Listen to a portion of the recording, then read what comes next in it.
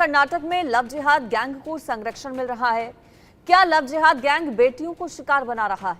सवाल इसलिए है क्योंकि कर्नाटक के हुबली में नेहा नाम की एक छात्रा की दिन दहाड़े कॉलेज कैंपस में हत्या कर दी गई।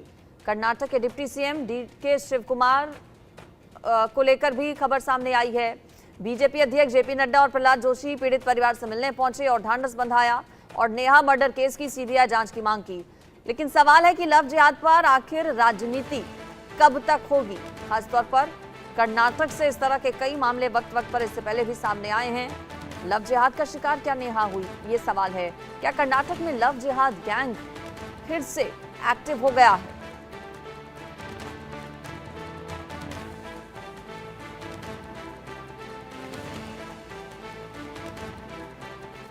तो वक्तव्य मुख्यमंत्री सिद्धारमैया जी का सुनने को मिला और जो वक्तव्य मुझे गृह मंत्री जी परमेश्वरम जी का मिला वह अत्यंत ही आपत्तिजनक है। उसकी भी जितनी निंदा की जाए वह कम है। यह वक्तव्य तुष्टीकरण से ओतप्रोत होकर एक तरीके से तुष्टीकरण की प्रकाष्ठा है और होम मिनिस्टर का बयान और चीफ मिनिस्टर का बयान इन्वेस्टिगेशन को इन्फ्लुएंस करता है, इन्वेस्टिगेशन को डाइल्यूट करता है और इन्वेस्टिगेशन की बारीकियों को पर पर्दा डालने का काम करता है। इसलिए वर्तमान सरकार जिस तरीके से अपीजमेंट पर, तुष्टीकरण पर चली है उसको कर्नाटक की जनता माफ नहीं करेगी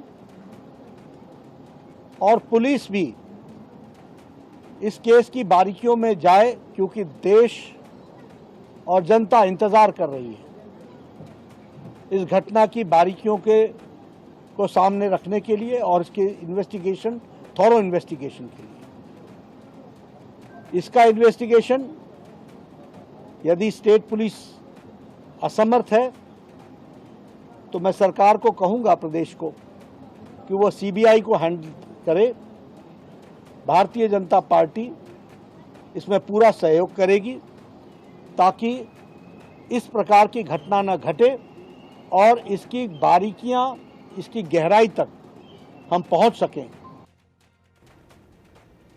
बीजेपी ये कह रही कि पूरे मामले की जांच सीबीआई से होनी चाहिए। परिवार वालों से जाकर बीजेपी अध्यक्ष जेपी नड्डा ने मुलाकात की और इस पर मृतका नेहा के पिता की ओर से क्या कहा गया, उन्होंने दरअसल प्रशासन पर सवाल उठाए हैं। उनकी बाइट आपको सुनवाते हैं। ये जो षड्यंत्र कर रहे हैं 8 लोगों का इन्वॉल्वमेंट, मेरे को खुला नाम भी दिया मैंने, एक आदमी को भी सिंगल नहीं पकड़ा, नहीं उसको अरेस्ट करने में मैं इसके लिए मेरे को विश्वास टूटने का डर है। वो काम, मेरा केस उसको उल्टा करने का देख रहे हैं, तो इसके लिए मैं चाहता हूँ या आपसे नहीं होता है तो सीबीआई को दो। मैं किसको मांग करना, आज देश का राष्ट्रीय अध्यक्ष है, फिर यहाँ काम नहीं हुआ तो ऊपर तो पूछना है ना। मैंने पुलिस के ऊपर भरोसा करके नहीं है। जो इस केस में यहाँ पे जो कमिश्नर है एक लेडी है, इस केस में लेडी होते के नारायण, एक लेडी का, एक लड़की का उसको मर्डर होता है, सीरियस नहीं लेती हो, खाली आती है, बोलती है हम आपके साथ हैं। ये दो बात छोड़ के और चलिए अब आपको खास रिपोर्ट के जरिए दिखाते हैं कि आखिर फयाज ने नेहा को क्यों मारा।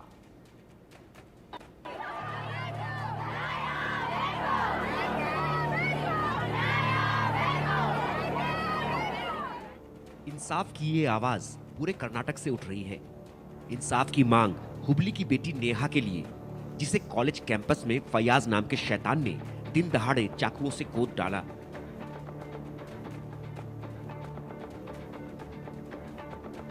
इंसान के भेष में छिपे इस शैतान ने एक बार नहीं बल्कि 9 बार चाकुओं से हमला किया। वो तब तक मारता रहा जब तक नेहा की सांसों की डोर नहीं टूट गई। इतना प्यारी बेटी को उसने हत्या किया है हम लोग उसको छोड़ेंगे नहीं। इसके लिए मैं डिमांड करता हूँ न्यायालय के लिए और अपना बार एसोसिएशन के लिए और पुलिस इलाके के लिए, ऐसे सेक्शन डालो लव जिहाद। कोई भी आदमी ऐसे डिमांड करके रिफ्यूज किया तो उसको मर्डर करने का इरादा करने वाले को बिल्कुल उनको बाहर रखना है।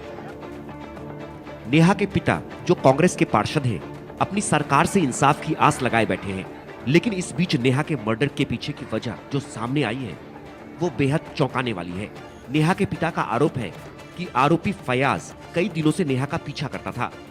उसने नेहा को कैंपस में ही प्रपोज किया था, लेकिन नेहा ने उसके प्रपोजल को ठुकरा दिया।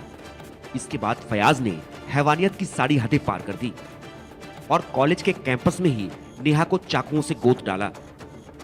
सिर्फ इतना ही नहीं, नेहा के पिता ने आरोप लगाया है कि उनकी बेटी लव जिहाद का शिकार हो गई। एक हिंदू लड़की और एक मुसलमान लड़का, अपना जात अलग, हम पंडित लोग हैं और इस पंडित लोग कोई ममडन से प्यार करता है, चलो वो जात उसमें।